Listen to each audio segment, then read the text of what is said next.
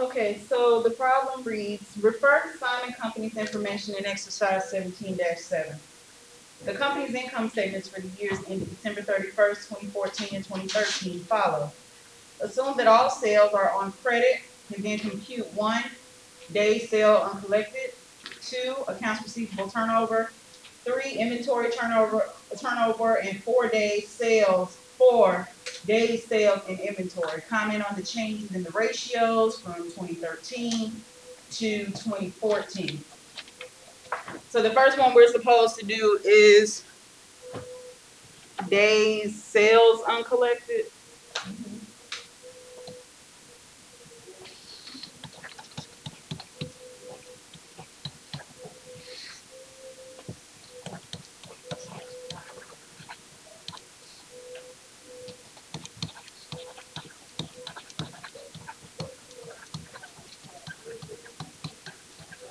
And it's for 2 years. One is 2014 and one is 2013. So days sale uncollected, what is the equation? Accounts receivable net over net sales times 365. Over net sales Yes. times 365 days. Yes. Okay, so for 2014, what was the accounts receivable? It was 2014, 89,500. 89,500, and we're going to divide that by how much in net sales?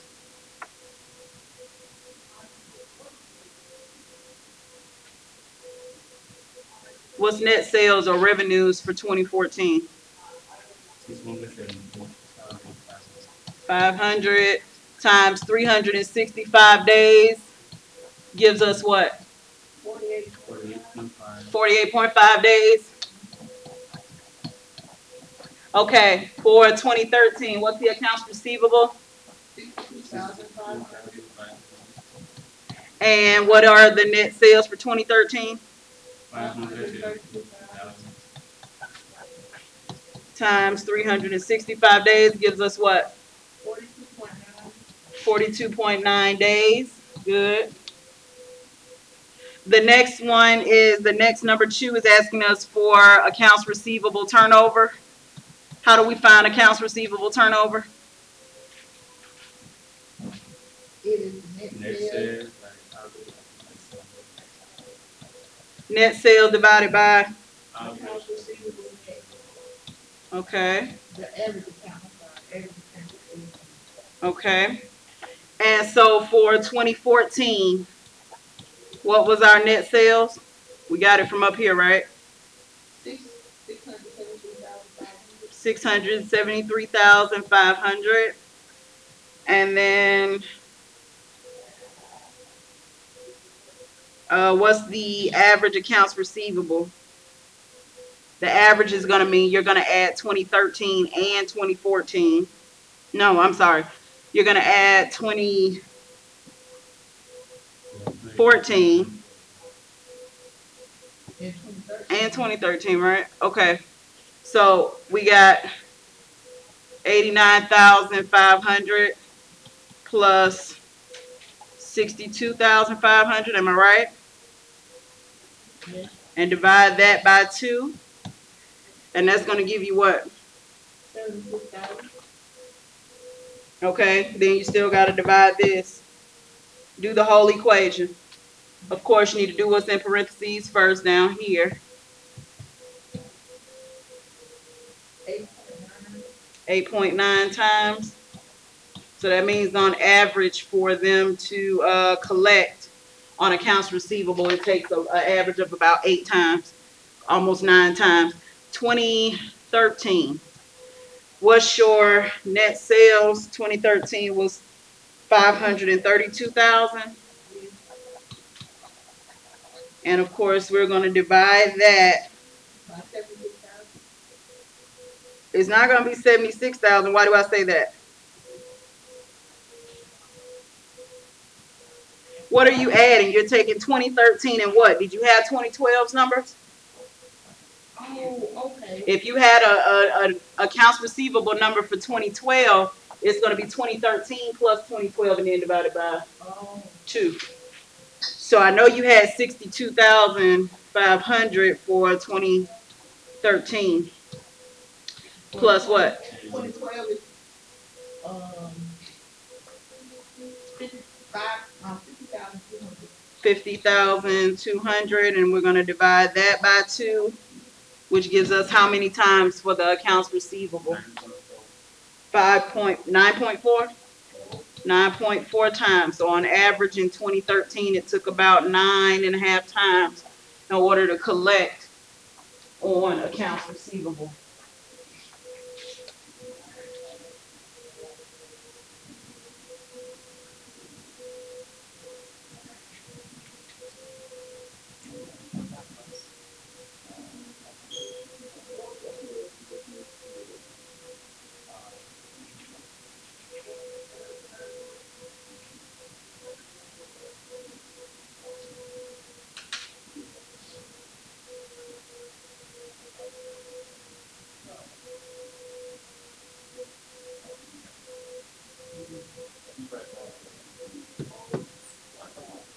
Okay, the next is inventory turnover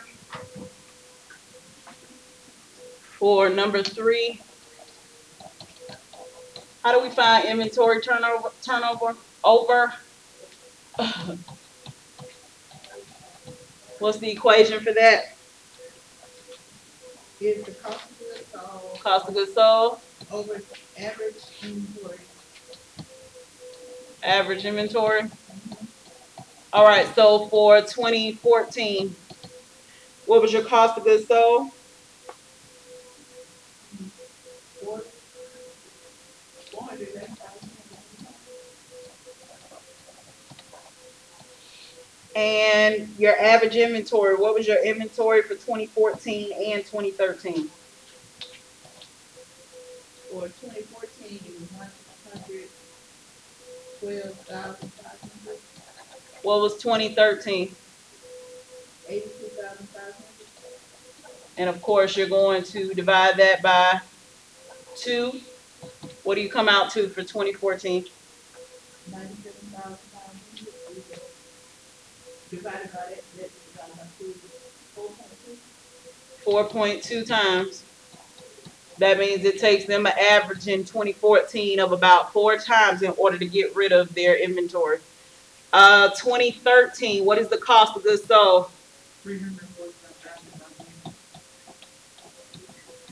And we're gonna take the 2013 amount of 82,500 for average inventory plus 2012. What was the 2012 inventory amount? 54,000. 54,000, and then we're going to divide that by 2 to give us an inventory turnover of what? 5.1. 5.1 times. So in 2013, it took an average of about 5 times in order for them to get rid of the inventory that they had on hand.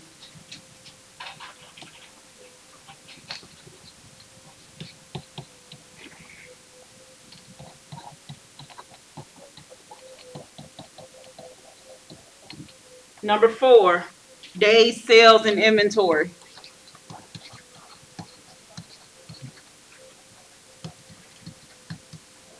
How do we find days sales and inventory? Ending inventory over cost of goods sold. Wait a minute. Ending inventory divided by cost of goods sold? Uh-huh. Times 365. Times 365 days. So for 2014, what was the ending inventory?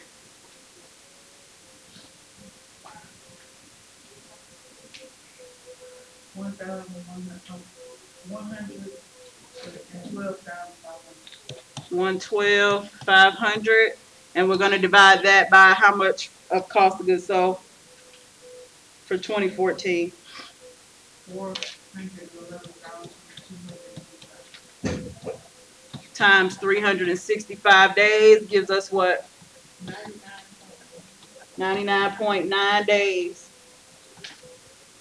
2013, what was the ending inventory? 82,500. 82,500. We're gonna divide that by cost of goods sold, which is what? 335,500. Times 365 days, which equals how much?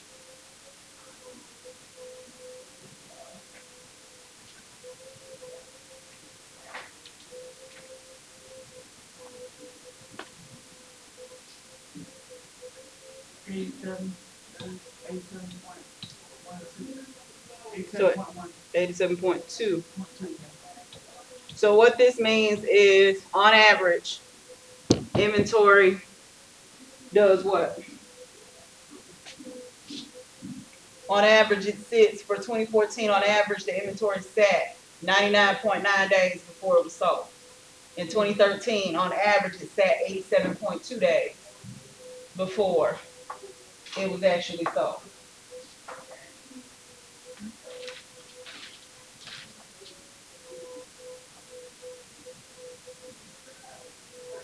Okay. Now, the analysis, it says for us to comment on changes in ratios from 2013 to 2014. By looking at the ratios that we calculated, what can we honestly say? Just starting with this one that we have up here right now. It went from 2013, 87 days to sell inventory versus 99 days. What does that tell you? It's not selling, it's taking too long to sell. And let's go back to the previous. Inventory turnover, the amount of times it's taken before it's actually sold completely. It went from 2013, 5.1 times to what? 4.2. So even though they're not selling in the quick amount of days, they're still selling at a rate much less than what it was before, right? In the previous year. Now, for accounts receivable turnover, they went from 9.4 times to what? 8.9 times, which is favorable, right? Because that means that they're collecting a lot quicker than the previous year. And then days sales uncollected. So that means the amount of days that AR just kind of sat there. It went from 42.9 days up to 48.5 days. So what does that mean?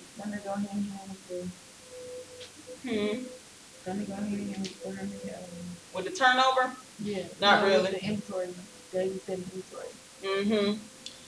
Not necessarily inventory, because you think about the inventory, you can sell it by receiving cash or putting it on AR. But what that does say is, if the increase in the amount of days that they actually collect went from 42 to 48, that means they're collecting at a slower rate than before. Okay, exercise 17-10. It says refer to the Simon Company information in exercises 17-7 and 17-9. Compare the company's long-term risk and capital structure positions at the end of 2014 and 2013 by computing these ratios. 1, debt and equity ratios, percent rounded to 1 decimal. 2, debt to equity ratio rounded to 2 decimals. And 3, times interest earned rounded to 1 decimal. And then comment on those ratio results.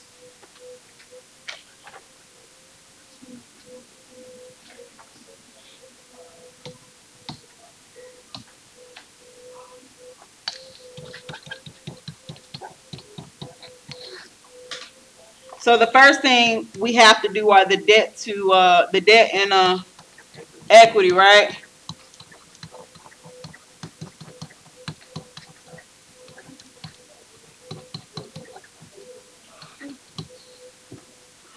And we're dealing with 2 different years. So we got 2014 and 2013. And what's the first ratio they asked you to do? Debt to equity. How do you calculate the debt to equity ratio? Total liabilities or the total assets? Total assets? Or? Total equity. You said for the debt, right? Debt to equity. Total liabilities and Oh, yeah. debt ratio. Total liabilities on the total debt. What's the what are the total liabilities for 2014?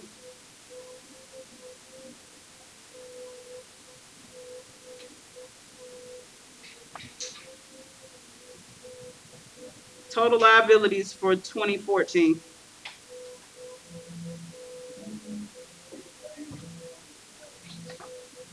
228,400. Hold on one second.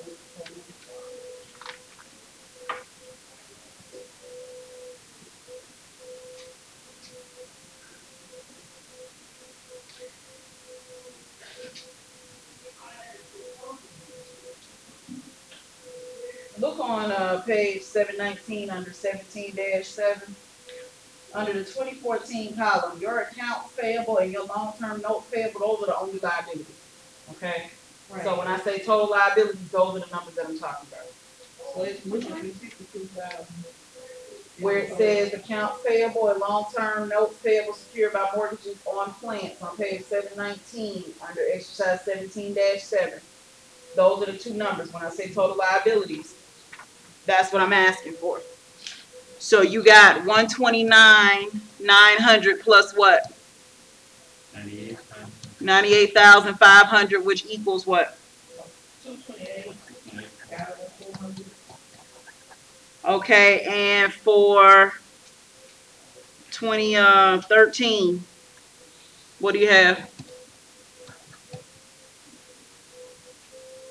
2013 would be 75,250 Uh-huh. plus 101,500.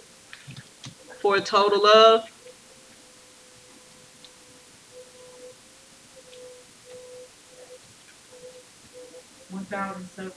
176,700.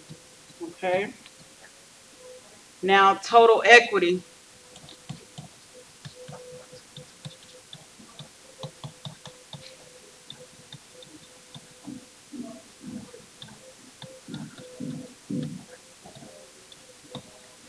Total equity, how much for 2014? What are the numbers? I saw you had common stock there and something else. Retained earnings for 2014 is 163,500, Uh-huh. and retained earnings is 131,100. For a total equity of how much for 2014?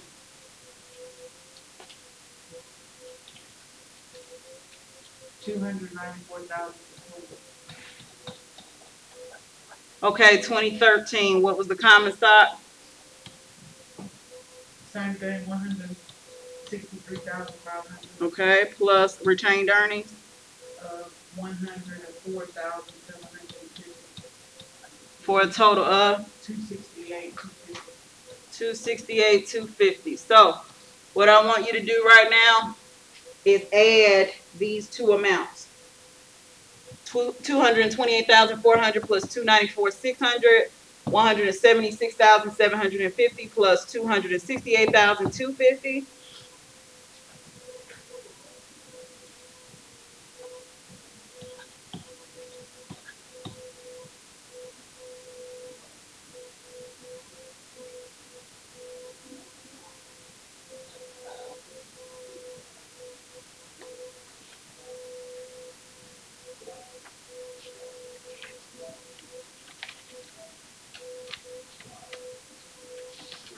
Yeah, 523,000 for the first one. Okay, 2013, 445,000. 445,000. Now, at this point, what we also need to find out is the actual ratio, right? The whole goal is to do what?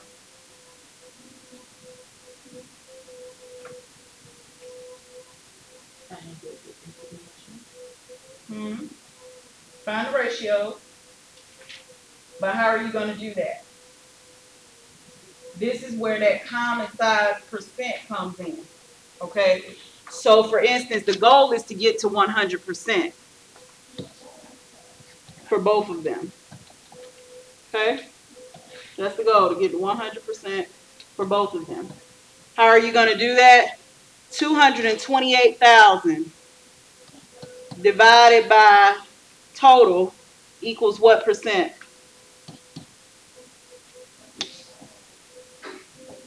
228,000 divided by 523,000. 0.44%. Yours is rounding. 0.4367. 0.43.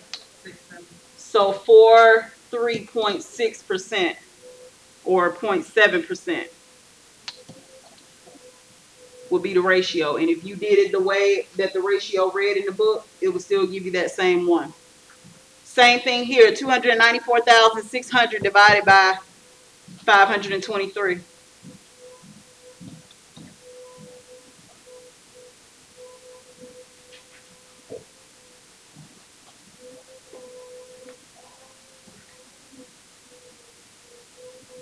What percent do you get?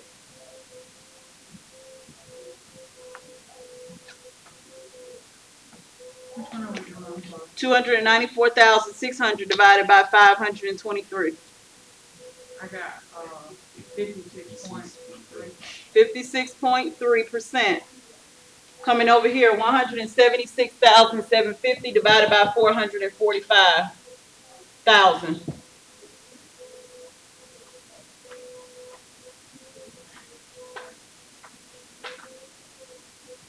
39.7. 39.7%. 268,250 divided by 445,000.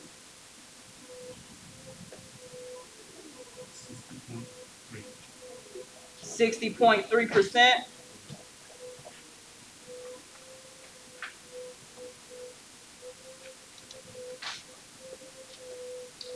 Okay, the next thing that they asked us to do is to calculate the time interest earned.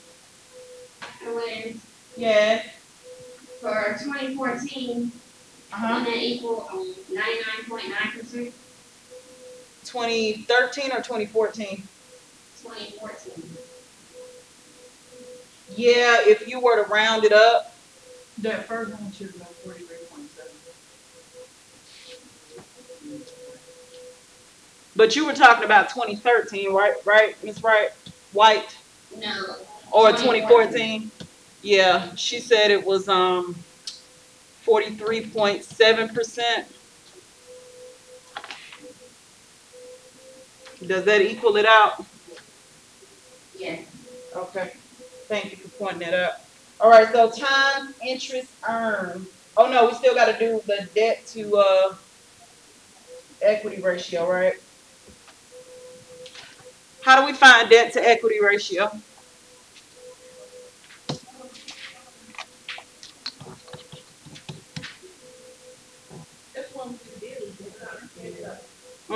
What was the ratios we just did?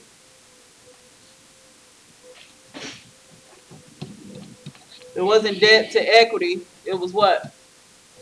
Debt and equity ratios. Two different ratios. But now, doing the debt to equity. It's total liabilities divided by total equity. Thank you.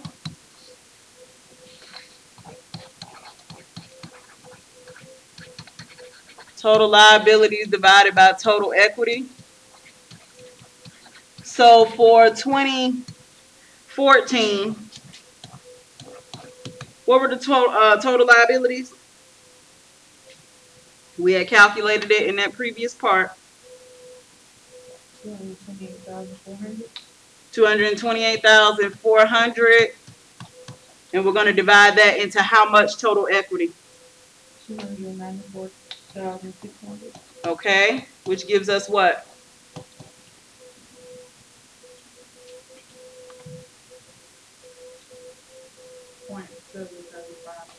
So 0.78 to 1. 2013. How much were the liabilities for 2013? $176,750. divided by, $268,950. gives us what?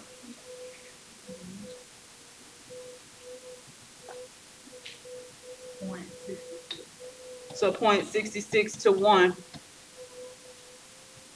times interest earned. How do we find times interest earned?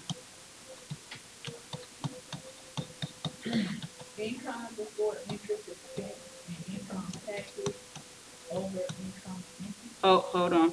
Income before what? Interest expense and income taxes.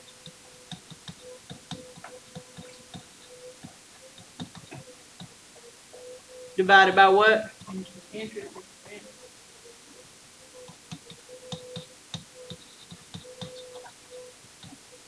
So for 2014, what numbers are you adding together? What is the income before interest expense and income taxes?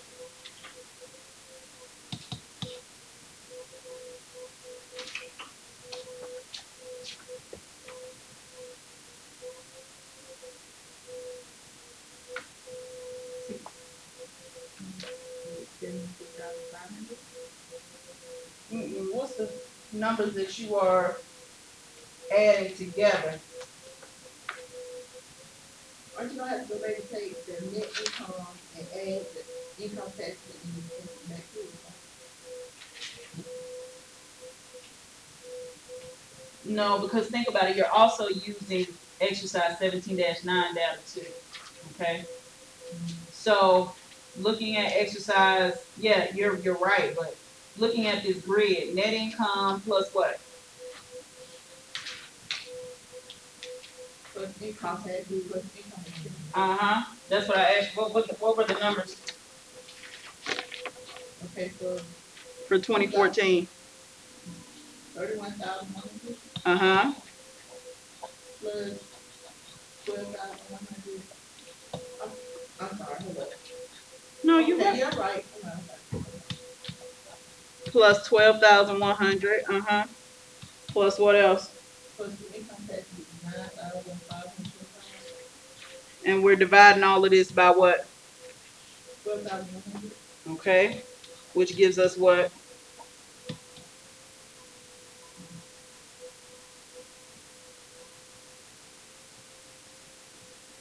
What does that number down there say? 9-5250? Oh, no, not the zero.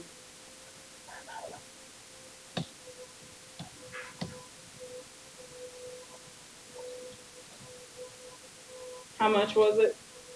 Or what was it?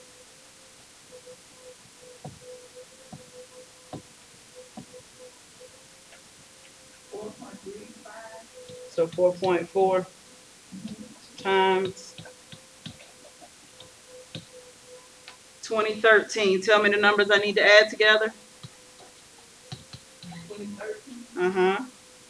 29,675 Plus, plus 13,300 plus, 8,845 divided by, 13,300. gives us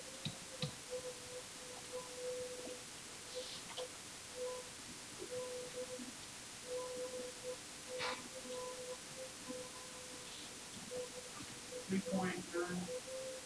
3.9 times.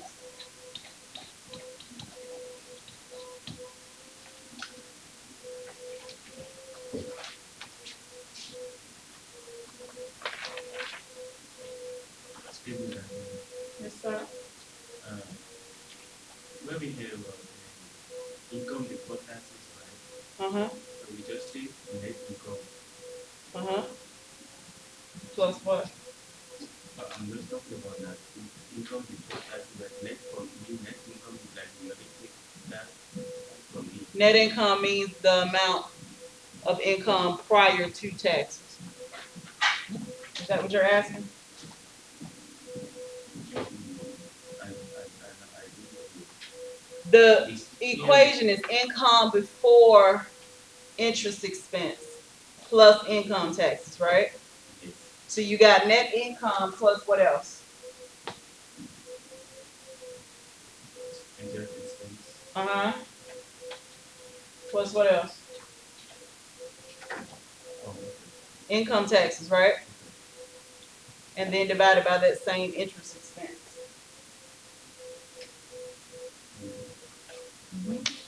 So let's look at the ratios and kind of do an analysis. For that debt to equity, 2013 it went from 0.66 to 0.78. What does that mean? It increased, which means what? Does that mean the debt increased or the equity increased? The debt did, because from 2013 it went from 176,000 to 228,000. That could be tied up in current debt, but you just never know. But it still did increase. Times interest earned, you don't really need to analyze that. Does that mean they're not making money? No, it doesn't necessarily mean they're not making money. It just means that they're not paying down their current debt. And it also might, signal to the fact that they're probably paying down the debt and then getting right back into the same debt. Yeah, the more that it increases, it's hard to say whether or not you're going to justify it as short term or long term. But I can say if it is short term, it's not a good thing, because that means as soon as they're paying it off, they're incurring it right back. But if it's long term, you have a fighting chance because you have longer to pay that back. So it's not all tied up in the current fund. Exercise 17-11. Refer to Simon Company's financial information in exercise 17-7 and 17-9. Evaluate the company's efficiency and profitability by computing the following for 2014 and 2013. 1, profit margin ratio percent, rounded to 1 decimal. 2, total asset turnover, rounded to 1 decimal. 3, return on total asset percent, rounded to 1 decimal. Comment on these ratio results. So the first one for profit margin. What do we do to find net income over net sales? Net income over net sales.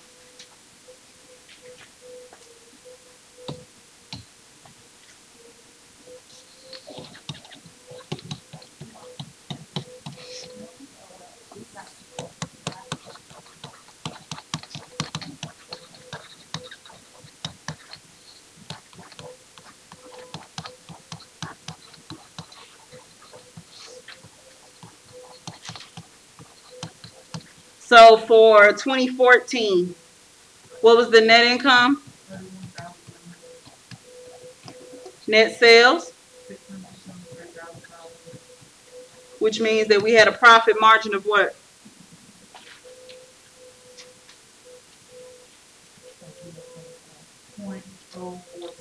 So 4.6%. 2013, what was the net income? 29,375. Net sales, 532,000. which gave us a profit margin of what?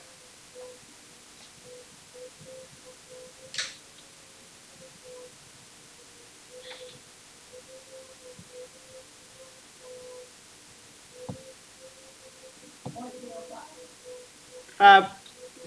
What's the number? 0.055. So it's 5.5%. Okay, number 2, total asset turnover. How do we find a total asset turnover? Net sales over average total asset. Net sales over average total assets. For 2014, what was the net sales? 672,500. $673,500.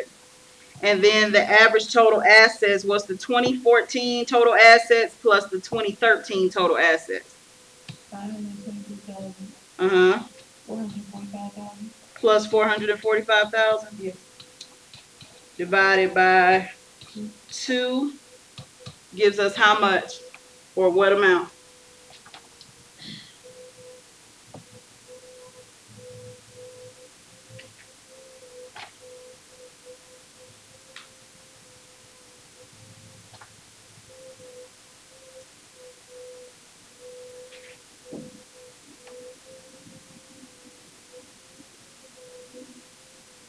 What's the amount? 1.39. So 1.4 times. Yes. 2013, what's the net sales? 532,000.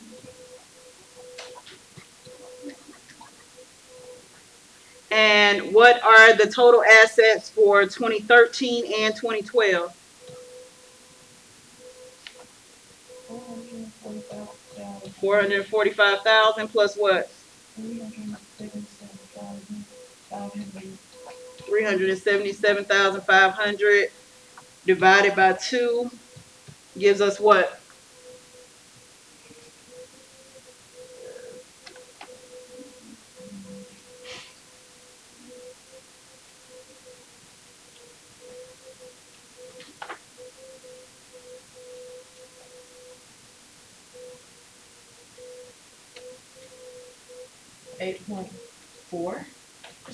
Mm-mm. 445,000 plus 377,500 divided by 2. Then take 532,000 and divide that. 1.29. So 1.3. Yes.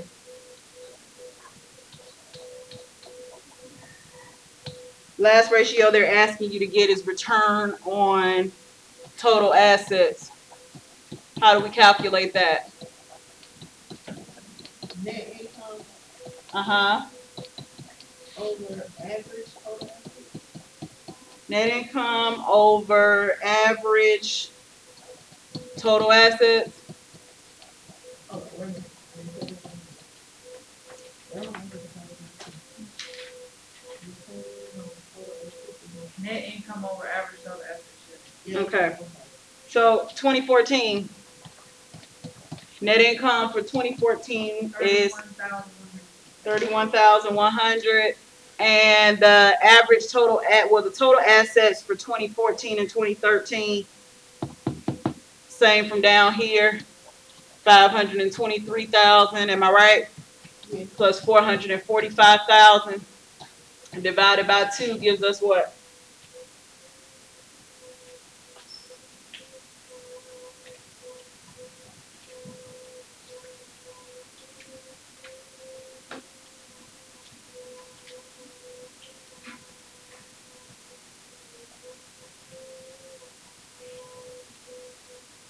.063. What's behind the 3? 6. Okay, so 6.4%. 2013, what is the net income? 29,000. And then we can just pull from down here for 2013 and 2012 average total assets, 445,000 plus 377,500 divided by 2 gives us what ratio? 7.1%. 7.1%. Okay. So now we got to explain everything we just calculated. What can you tell me about what we just did up there? What are the trends? What are the patterns? Decreasing. Sales are decreasing. Decreasing. Their return on assets is Decreasing. is decreased. Now their profit margin increased the 1 year. No, it's decreased. So we got the profit margin decreased from 2013 to 2014. Total asset turnover increased to 0.1 more times as far as when they convert the assets to cash. And then return on total assets decreased. So if the return on total assets decreased, then that's gotta mean that what's going on? What's going on with the total assets if it decreases? Think about the type of ratio you're calculating. These are what is it? Probability and efficiency. So what does that number mean? If the return on total assets decreased from 7.1 to 6.4, what can that say about the company? They're not trying to They're profit not, fast yeah. enough. They're Not not necessarily a profit, but they're just not as efficient. They're not as efficient as they should be. And then the total asset turnover ratio, did it increase or decrease? The asset turnover, it increased.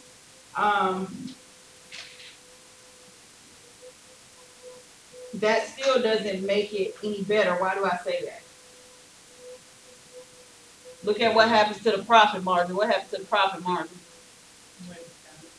It went down. So they're even less profitable Then than they were the previous year, which contributes to asset turnover.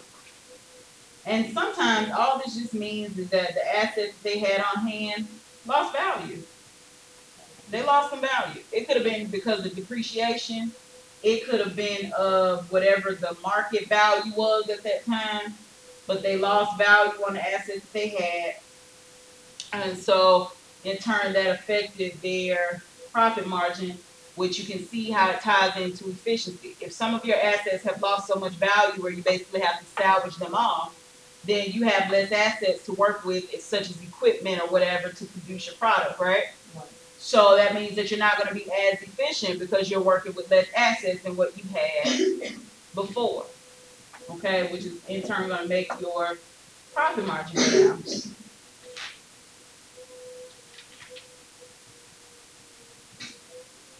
Okay. You okay, Miss White? Okay. We'll wait till you get back.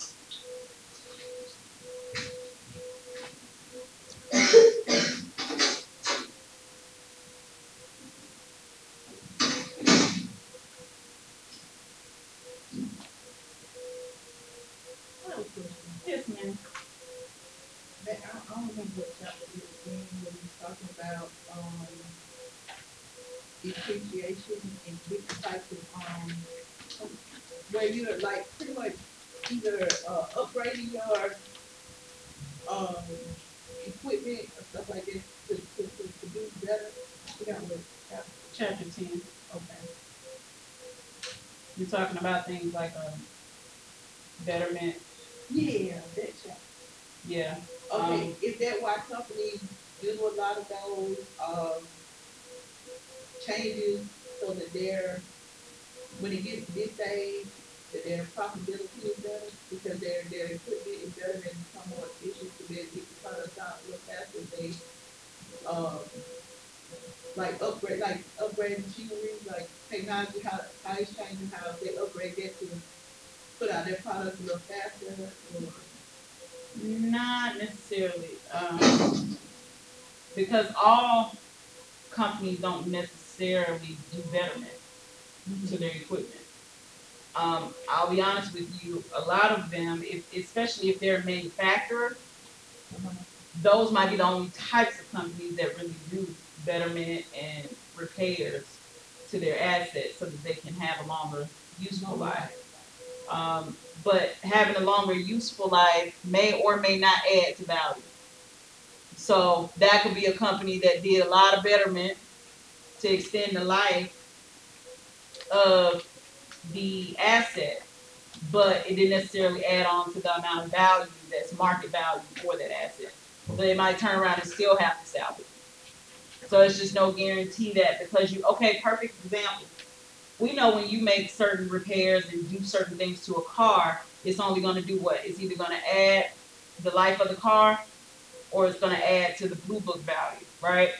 Rarely seldom, unless you do things like body upgrades, complete engine replacement, complete transmission replacement, will it add to the value of the car? We know those things add to the life of it, but rarely seldom, depending on what improvement you make to the car, will add value. And it may add value in your mind, but market related value, maybe not so. So businesses are the same way. Just because they make an improvement on a machine that might keep that machine going for another 2 years, it doesn't mean that it's going to add $1,000 in value. So they end up losing money. How do they lose money? Because they paid money to do the repair and to make the change. And then on top of that, 2 years from now, when you look at their profitability, it's really not going to make them any more efficient than what they were 2 years prior.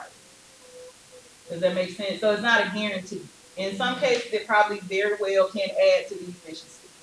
And the whole purpose is to keep the efficiency going, not for it to make a decline.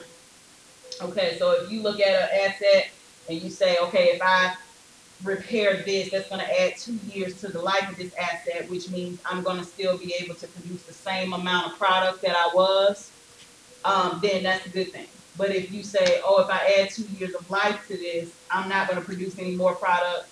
I'm actually going to decline in the amount of products that I, produce. That's going to change profitability. Does that make sense? So the only way something like that, would work is if, the asset is not built. If you do Yeah, an upgrade. but think about a building. A building doesn't what? It doesn't. Right. Right. Look at other assets such as, equipment, printers, stuff like that. Even if we didn't want to look at it from a standpoint of a manufacturer, if we just looked at a regular business that provided services, think about the equipment that they have. They have to have printers, fax machines, scanners, things like that, right? If the scanner breaks, how less more efficient are they going to be? It depends. Because if they're a company that scans everything, yeah, they're not going to be as efficient.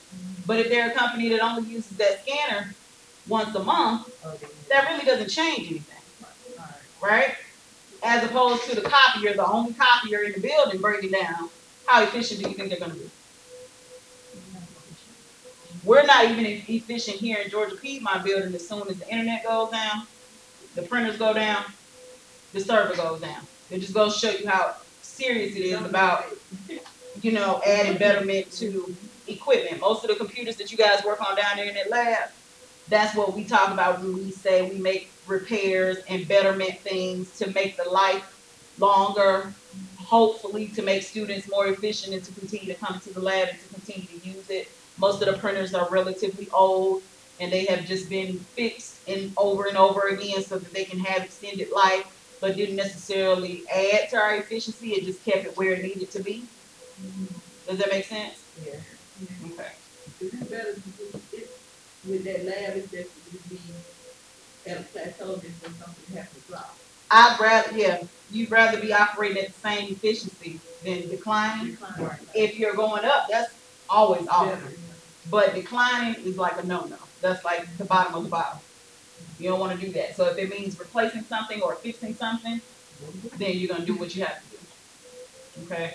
It's much cheaper for us to fix a printer than it is for us to purchase an entire new one. Now with cars, it's not so much the same. Sometimes some things that you have to fix on the car, they'll tell you it's not worth fixing it because it's going to be, it's the same price as you would pay for a new car. Or even computers. Once the motherboard goes out, it makes no sense for you to pay to put another motherboard in. You just buy a whole new PC. Yeah, so you have to think of it that way as far as the business as well. Is it going to add to efficiency? Is it going to keep efficiency at the same level?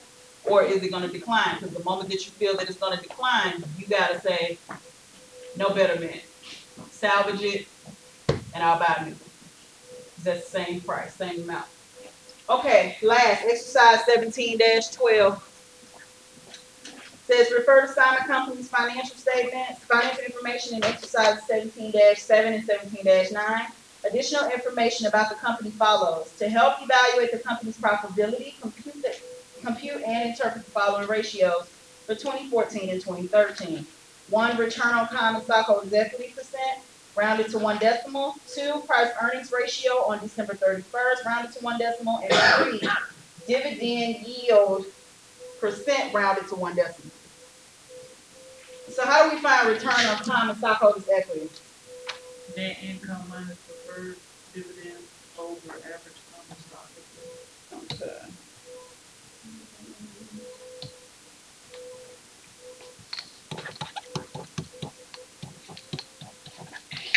Bless you. Tell me again, it's average what? Net income Uh-huh. minus preferred dividends over average common stock. Minus preferred dividends over average common stock. Okay, so for 2014, what was the net income amount? 31,000.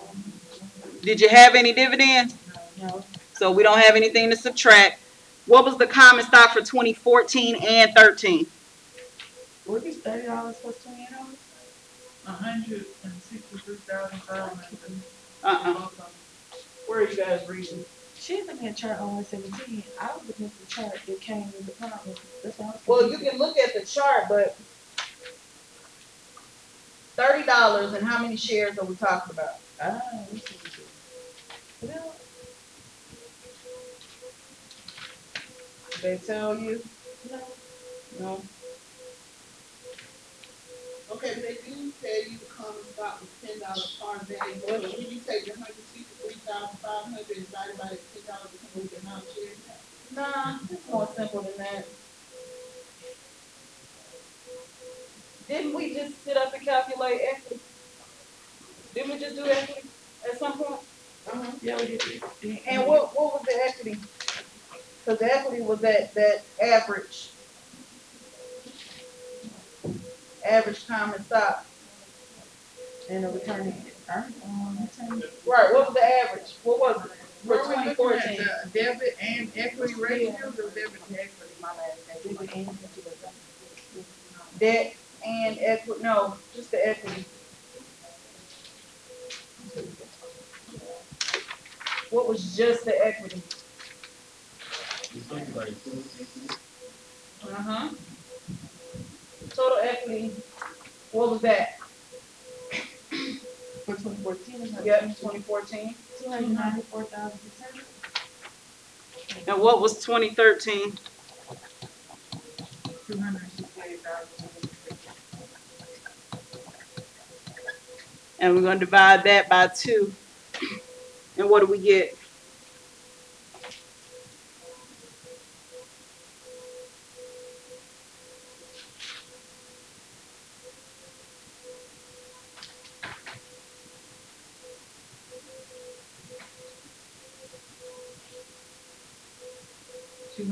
$281,425. Divided by 2? Yeah. And then when you divide it, Oh, sorry. 281,425. did you divide it up here? 9.049. Mm-mm. Oh, wait, I did it.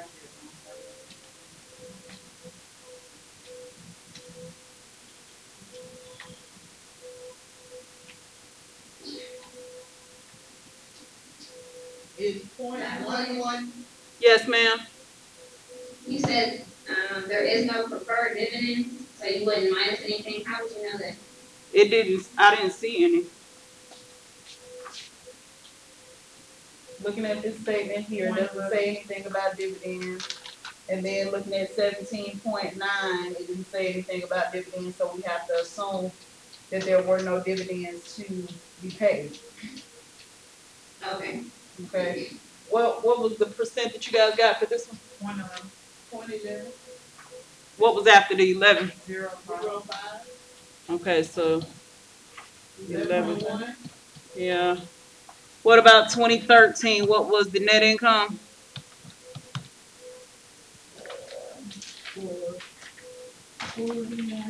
49,375. And the equity from 2014 2013 was 268, 250. What was the equity for 2012? 1,767. Remember, you gotta add retained earnings to it. That amount you just gave me, you also gotta add retained earnings. That is it, ain't that, we just took the two numbers from the other problem. If you took the two numbers from the other problem, it wasn't 100 or something. How much was it? What was the total? And actually, this number wasn't in the other problem. We didn't have to calculate 2012.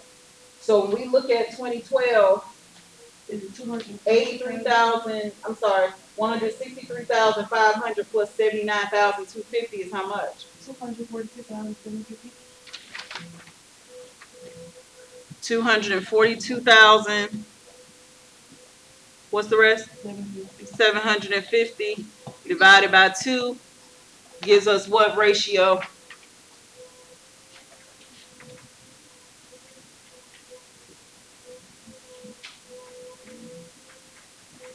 11.5.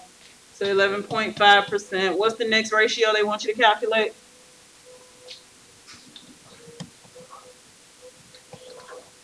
Price earnings. How do we find price earnings?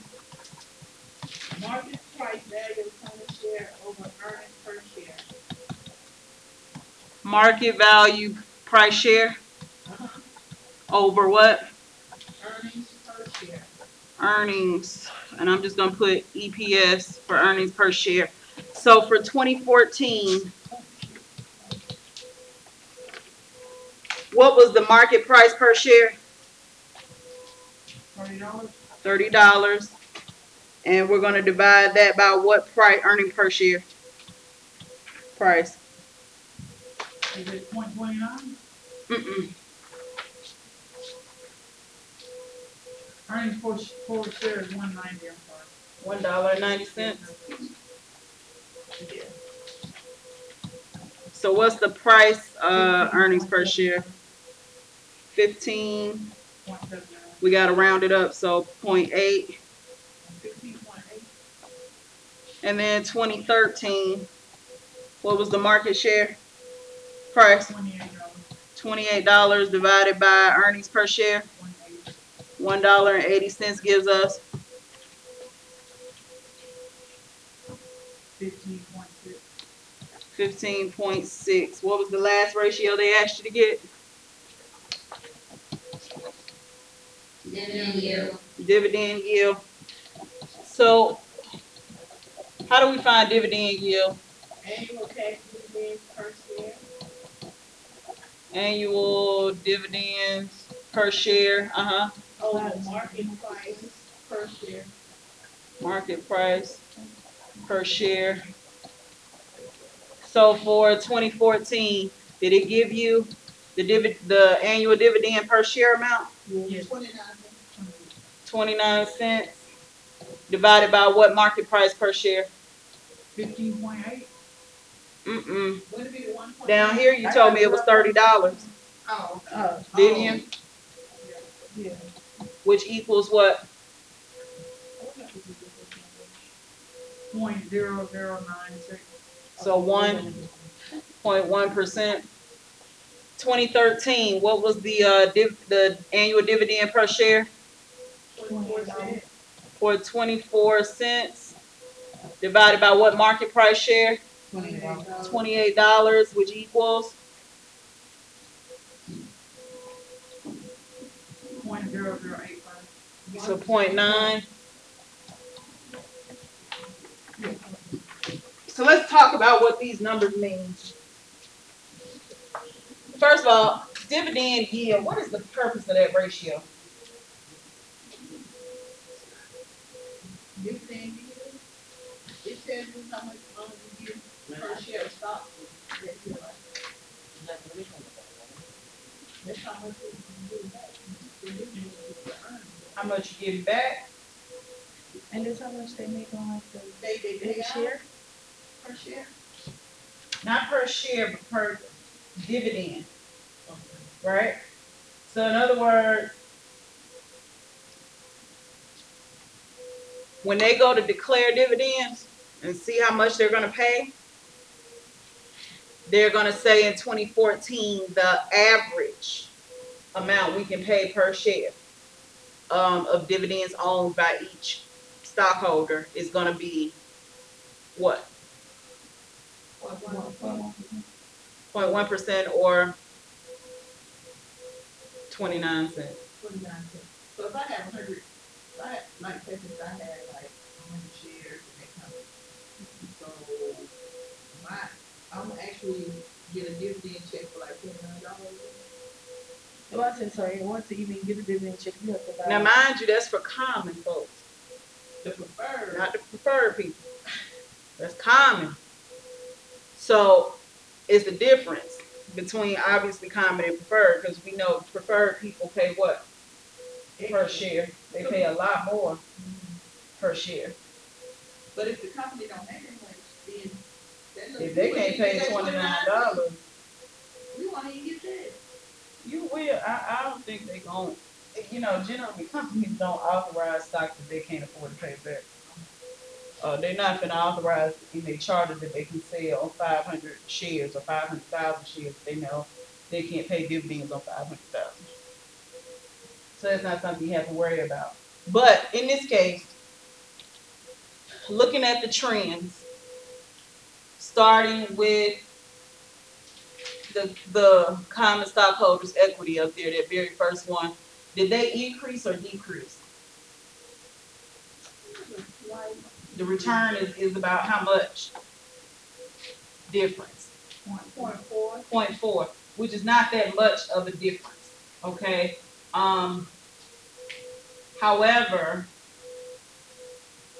11% return just in general is gonna mean what? What does that mean for the market?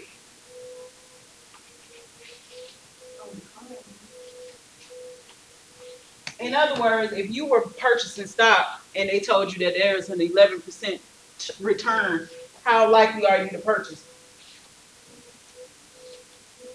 Over. You would? Because no fee. Because no fee. No, not because it's 10, but when you make an investment, how much you expecting to get in return? How much you expect? It's your money. If I told you you needed to invest $100 right now, how much are you expecting to get back when it's all said and done? At least $100. At least. I don't know about you, but I want more than just a I lease. don't know. Ain't no point in me. $100. There's no point in me investing if I'm not going to get above that 100 in return. So what they're saying here is that you can at least, at minimum, get 11% over what you initially invested. That is good. So you think that's good? I mean, yeah. I'll teach you something, okay, about the stock market. When you go to invest stocks, generally you are looking for a return that is well above 50%. Right, because I'm gonna get $111.10 with that, right? With that one share. I don't know what you're calculating. I don't know about no $111. But what I'm saying is they're telling you, yes, you're going to get back your initial 100, but you're only going to get back 11% more over that 100. Now, if you buying stock on the market, you're going to say, oh, 11%. And I'm, investing maybe $1,000. I think I want more than that. Right. Okay. So this is kind of a risk here. The lower the risk, in other words, the lower the return, the more risk you incur. The higher the return, the lower the risk. Because that means you're basically putting your all into that stock, knowing that it's going to, recoup way more beyond 50% in return. So since theirs didn't necessarily increase too far from year to year, it's still a high risk. For them to only get roughly 11% average above what they initially, invest as stockholders, whether you're preferred or common, is not that great. It is okay because some don't even offer that, but it's still not the best. Okay. What about the price earnings ratio? It increased by 0.2%. It increased not significantly, right? But what that can tell you, it going from 15.6 to 2 more points up to 15.8 shows that the company does have some level of growth. Okay, that's what that means. That's what that ratio is for. And growth, what we mean is by the amount they can sell their shares for. Okay, so they probably, that 0.6 doesn't look significant just looking at those numbers, but on the market, we're talking about maybe a $40 share jumped up to maybe $48, almost $50. And so that's, you know, room for growth in price shares. And then lastly, the dividend yield. Did it increase or decrease from 2013 to 2014? Everybody feels that it decreased by 0.8. But what does this mean? First of all, you gotta know what dividend yield means. What does it say in your book, dividend yield means? Dividend yield is used to compare the dividend paying performance of different investment alternatives. Okay, so studying the performance of investments, right? You're saying that in 2013 they had 0.9 and they went down to 0.1. Can we look at that as a negative? No, Why? because they're not paying out as much. Which means that they have what for their company? More money. Growth. Growth. Growth. It's not bad to pay out dividends, but it's bad when you got so many stockholders that's all you're doing every year is paying out dividends and not retaining money so that you can continue to grow. So one day you can go back to increasing on your shares. So it's pretty much like anything you want to pay. Right, sort of. Yeah. Yeah. Okay, y'all. It has been fun. I want you to know. And I know, well, I don't know who I know I'll see Mr. Comey again. I know I'll see Ms. White again next semester. You gonna see me again, I just ain't signed up yet, but I'm gonna do it. Okay, good. I'll Which see one you. did you say? Yes, I do managerial. I do not do computerized accounting. You know, Okay, so the managerial. the management program more than likely you pay. For what? For I just if you're doing business management, all you need it for business management as far as accounting is concerned is financial accounting one. okay, I'm saying I want to do I'm finished banking and finance, but I want to do Bye, management. Miss White. Have a good break. Me too. You said you wanted to finish banking and finance and I'm what? done. I'll be done this semester. Okay. I want to go into business management. If you go into business management, you won't see me again. So, if I'm an accountant, I see. Yeah, if you're in accounting, you'll see me until you graduate. I just had like. What is everybody's fear about accounting? No, it's I don't know. It's- I'll be glad when I get you know, I like stuff. accounting, I like the numbers, or what have you. But I don't want to be the number cruncher. I want to allocate where the funds go. That's why I chose finance over accounting. But I was interested in accounting. But do you realize that you will be a double threat if you do both finance and accounting? Do you realize the job security that's in that? I need to do that then. I tell students that all the time. Okay, so thank you, Aaron. Cause I thought, okay, what I was trying, this is what my goal is to open a business. Okay. And I was taking the management, wanted to take management as well as finance so that I would know where to place myself. Right. But you need all three. Oh. Have a I good was, summer. so wherever I place myself, I would have the knowledge of the other one to, catch all of them. Okay, put it to you like this, because you've done banking and finance, it would make total sense for you to do accounting because most of the classes that are required also for banking and finance are required for accounting. You will be a double threat. For you to have disciplinary between having a business, you need the management skills. I'm not doubting that whatsoever. You need those. And then you also need, I'll see you when you get back. You need to have the management skills. I agree, knowing some things about finance and where to allocate your money to is important. But also being able to manage your money, you ain't gotta be one crunching, but if you're getting somebody to crunch for you, you gotta be able to check what they do. Okay. That's how serious it is. This is the reason why I always tell anybody, if you're gonna be an entrepreneur, that's great. If you wanna hire somebody to do all your stuff so you don't put your hands on it, that's great too. But you need to have some knowledge, because otherwise you'll have somebody robbing you blind. Yeah, that's my purpose of trying to job. So I suggest, and I know under banking and finance, you've taken accounting 1, 2, and I can't remember, I think they require you to do computerized or spreadsheet? But in, bank finance, Yeah. it's spreadsheet. Spreadsheet. Okay, I suggest after you do management that you consider, strongly consider, especially I tell anybody that's having their own business, you need to know how to crunch your own numbers. It ain't mean you gotta do it long term, but you need to know how to do your own numbers, because the moment that you give somebody, relinquish that kind of control to someone, that's the moment where you have allowed yourself to be